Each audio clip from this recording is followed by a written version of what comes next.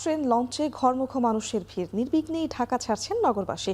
গাজীপুরে 450 গার্মেন্টস ছুটি হওয়ায় ঢাকা টাঙ্গাইল মহাসড়কে চাপ বেড়েছে।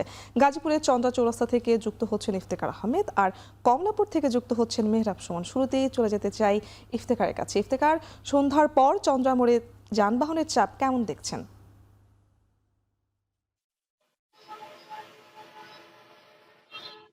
পুতুল, আসলে সন্ধ্যার পর থেকে কিন্তু গাজীপুরে যে সকল পোশাক কারখানা রয়েছে ওইটা পোশাক কারখানা ছুটি হয়ে যাওয়ার কারণে এই চন্দ্রা ত্রিপুরা এলাকায় সেখানে কিন্তু এক ধরনের যানবাহনের ধীর গতি দেখা যাচ্ছে এবং সেখানে চন্দ্রা ত্রিপুরা এলাকা থেকে মূলত উত্তরবঙ্গের বিভিন্ন জেলার বাস সেখান থেকে ছাড়ে, যে কারণে সেই জায়গাটিতে যানবাহনের ধীর গতি রয়েছে এবং যাত্রীদেরও কিন্তু চাপ রয়েছে। তবে সেটি কিন্তু সন্ধ্যার পরে যে পরিস্থিতি ছিল এখন কিন্তু সেটি এখন অনেকটাই বদলে গেছে, কারণ রাত বাড়ার সাথে সাথে কিন্তু যাত্রীদের চাপ কিছুটা কমেছে এবং যানবাহনের গতি বেড়েছে।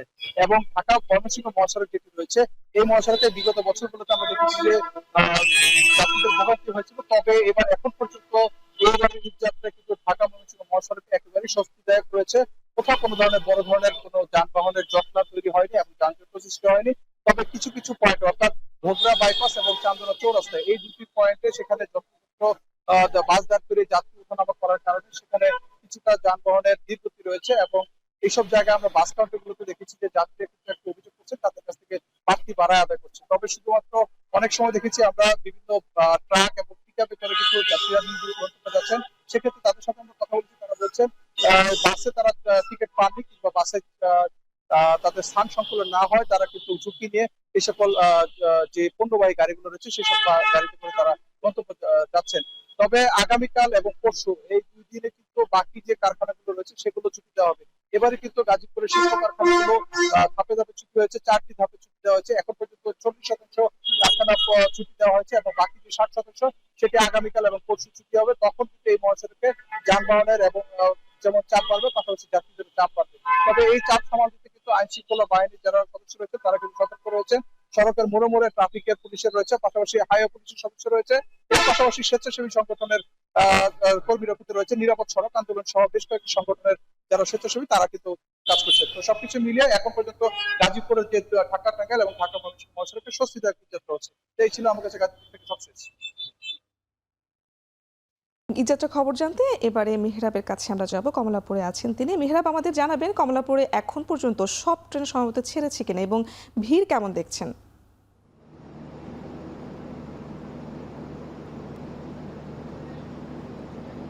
কমলাপুর রেল স্টেশন থেকে এখন পর্যন্ত কোনো শিডিউল বিপর্যয় হয়নি বলে জানিয়েছেন এখানকার যে স্টেশন ম্যানেজার আছে।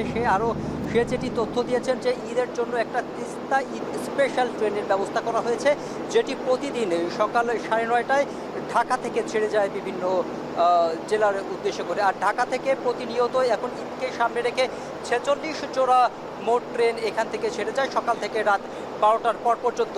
আমি যদি বলি এখন রাত গভীর হওয়ার সাথে সাথে ঢাকার যে কমলাপুর রেল স্টেশনটি আছে সেখানে এখন প্রায় যাত্রী শূন্য বলতে গেলেই চলে। এখন কোনো ধরনের ভিড় নেই, কারণ এখন যে ট্রেন যে শিডিউলগুলো আছে এখন কোনো শিডিউল না থাকাতে এখন এখানে কোনো যাত্রী নেই। তবে কিছু ট্রেন বাইরে থেকে ঢাকা কমলাপুর রেল স্টেশনে আসছে এবং সেই যাত্রীরা এখন ঢাকার দিকেই ফিরছে। আমরা যখন ঢাকায় এই কমলাপুর রেল স্টেশনে আসি তখনও আমরা দেখেছি যে বাস যে টার্মিনালগুলো আছে সেখানেও কিছু যাত্রী আছে।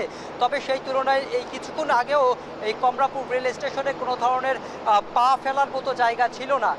এইখানে আমরা যেটি জানতে পেরেছি, যারা এখানে কর্তব্যরত দায়িত্ব যারা পালন করছেন তারা যেটি জানিয়েছেন, এখানে যথেষ্ট পরিমাণ আইন শৃঙ্খলা বাহিনী দিয়ে পরিবেষ্টিত করে রাখা হয়েছে এখানে ঈদ যাত্রা নির্বিঘ্ন করার জন্য। আর এইখানকার যারা যাত্রী আছেন, যারা এই ঢাকা কমলাপুর স্টেশন থেকে বিভিন্ন জেলায় যাচ্ছেন তাদের পরিবার পরিজনের সঙ্গে ঈদ করার জন্য, তাদের সঙ্গে আমরা কথা বলেছি। তারা যেটি জানিয়েছে যে তাদের কোনো টিকিটে কোনো ধরনের ঝামেলা হয়নি। তবে অনলাইনে টিকিট বিক্রি করায় তাদের যে টিকিট কাটার জন্য যে প্রসেসটা ছিল সেটি একটি বিড়ম্বনায় পড়তে হয়েছে। তবে তারা শত বিড়ম্বনার মাঝেও তারা যে পরিবার পরিজনের সঙ্গে ঈদ করতে পারছে এটি তারা আনন্দ উপভোগ করছে। আর তারা যেটি অভিযোগ করেছিল এখানে যে কয়েকটি ট্রেন আপনার শিডিউল বিপর্যয় হয়েছে, কিন্তু ম্যাক্সিমাম যে ট্রেনের তার কোনো শিডিউল বিপর্যয় হয়নি। এখানে যথেষ্ট পরিমাণে আইন শৃঙ্খলা বাহিনীর নজরদারি রয়েছে এবং ঈদ যাত্রা নির্বিঘ্নে করার জন্য এখানে সব ধরনের কাজে হাতে নেওয়া হয়েছে বলে আমাদের জানিয়েছে এখানকার যে স্টেশন ম্যানেজার আছে সে। এই ছিল আমার কাছে কমলাপুর রেল স্টেশন থেকে সবশেষ তথ্য। পুতুল। ঈদযাত্রার খবর জানাতে কমলাপুর থেকে যুক্ত ছিলেন মেহরাব সুমন এবং চন্দ্রা থেকে যুক্ত ছিলেন ইফতেখার আহমেদ।